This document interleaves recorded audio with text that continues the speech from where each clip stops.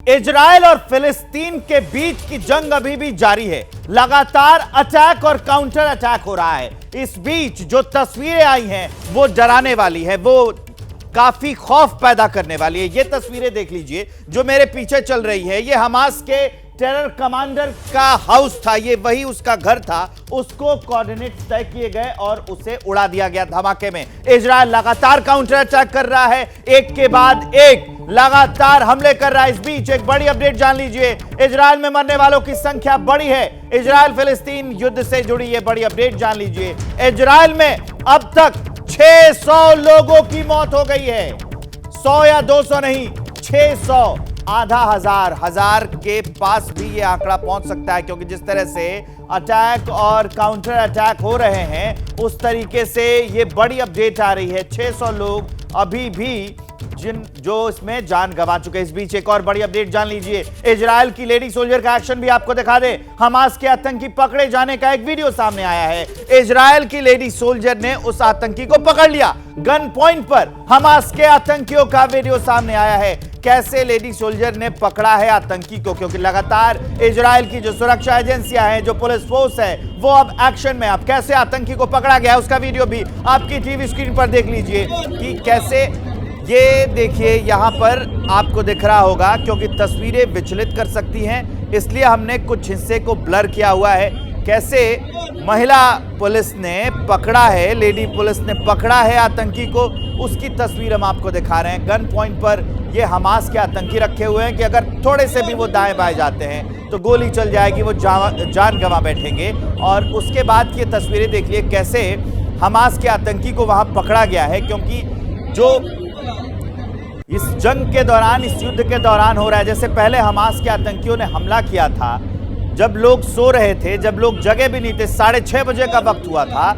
और उसके बाद से लगातार इजरायली फोर्स और वहां के पुलिस फोर्स जो है वो लगातार एक्शन में है। ये तस्वीरें देख लीजिए, ये तस्वीरें तब की है जब इजराइल की लेडी सोल्जर ने एक आतंकी को पकड़ा। ये आतंकी हमास का है, गन पॉइंट पर उसको रखे।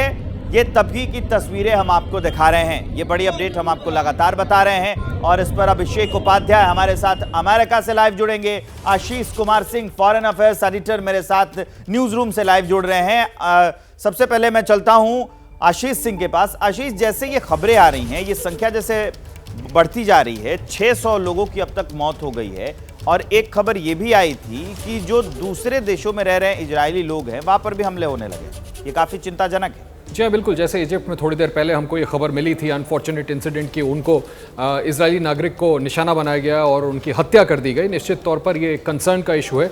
थोड़ी देर पहले जब हम इस बारे में डिस्कशन कर रहे थे, अभिषेक ने भी इस बात की चिंता जताई थी कि ये स्पिल ओवर कर सकता है दूसरे देशों में, और उसका उदाहरण देखने को मिल रहा है। इसी बात की चिंता है जिस तरह से लेबनान ने इजराइल के खिलाफ हमले शुरू कर दिए।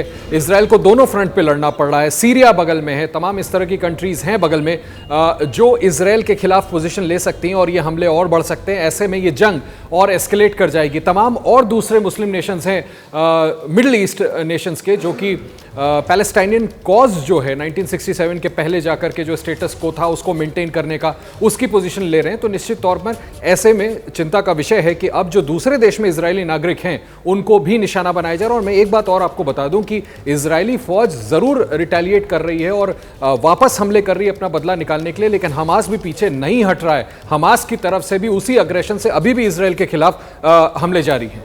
तो आप जो बात कर रहे हैं कि हमास पीछे नहीं हट रहा है, अभिषेक, इससे साफ पता चलता है, और इस बात के खुलासे भी होने लगे हैं मीडिया रिपोर्ट्स में, कि पीछे से सपोर्ट उसको मिलने लगा है। मिलने ही नहीं लगा है विवेक, बल्कि देखिए जो आशीष बात कह रहे हैं वो फैक्ट यही है कि हमास पीछे नहीं हट रहा है। वो ये कहना ही अपने आप में ये साबित करना है कि हमास के पीछे कितना बड़ा बैकअप है, और ये फैक्ट है। और जैसे कि अभी नाम लिया था आशीष ने लेबनान का, नाम लिया था जो आसपास के पड़ोसी मुल्क हैं उनका, और उसमें जो सीरिया का नाम लिया था वो बहुत ही महत्वपूर्ण है। और देखिए अभी तक सीरिया का कोई बहुत क्लियर स्टैंड सामने नहीं आया है, लेकिन सीरिया का स्टैंड हम सबको मालूम है कि वहां पर इजराइल के लिए वैसी ही शत्रुता है जैसे कि ईरान में इजराइल के लिए है। तो ये जैसे जैसे ये सारे स्टैंड सामने आएंगे वैसे वैसे आपको पता चलेगा कि ये मामला किस लेवल तक एस्केलेट कर रहा है। किस लेवल तक आगे जाएगा। अभिषेक, आप हमारे साथ बने रहिए। एक तस्वीर आई है, वो दिखाना भी बहुत जरूरी है। इजराइल फिलिस्तीन की जंग का एक लाइव फुटेज आया है, वो दिखाते हैं आपको। अशदोद में हमास के लड़ाकों पर फायरिंग हुई है। इजरायली फोर्स ने ताबड़तोड़ गोलियां दागी हैं। तस्वीरें देख लीजिए और इस आवाज को सुनिए। इस फायरिंग की आवाज को फिर मैं आगे का वीडियो बताता हूं आपको।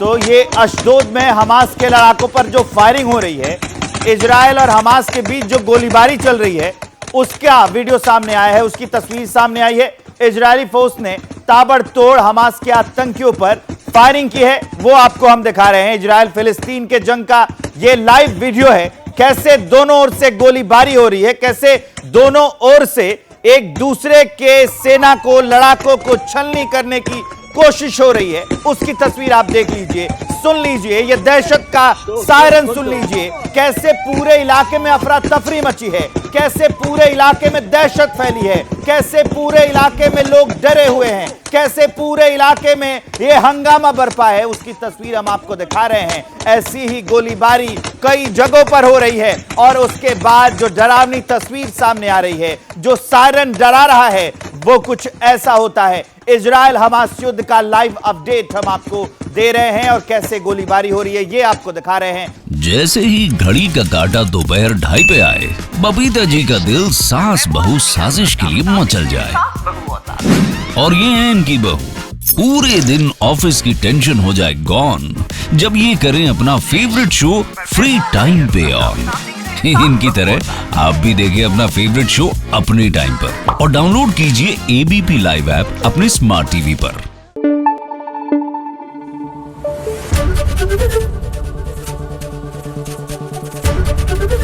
एबीपी न्यूज आपको रखे आगे।